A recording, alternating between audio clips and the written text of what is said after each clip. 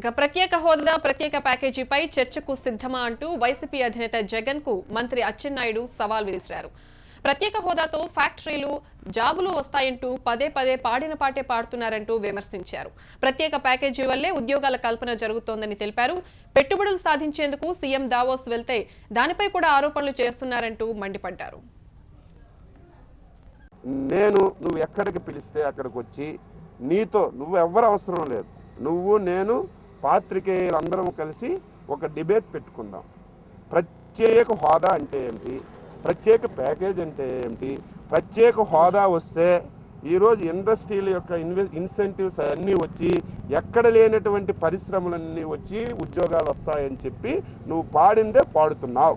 ప్రత్యేక హోదా వచ్చి ఈరోజు పరిశ్రమలు వస్తే యువతకు ఉద్యోగాలు వస్తాయని చెప్తున్నావు. నిన్న లేదు మొన్నను మన ముఖ్యమంత్రి గారు దావోస్ పర్యటనకి వెళ్తే దానిని కూడా నువ్వు ఎగతాళి చేసి మాట్లాడుతున్నావంటే అసలు ఏమనాలి నిన్ను? ఈ రాష్ట్ర ప్రయోజనాల మీద, ఈ రాష్ట్ర అభివృద్ధి మీద నీకేమైనా సరే చిత్తశుద్ధి ఉందా అని చెప్పి నేను అడుగుతున్నాను.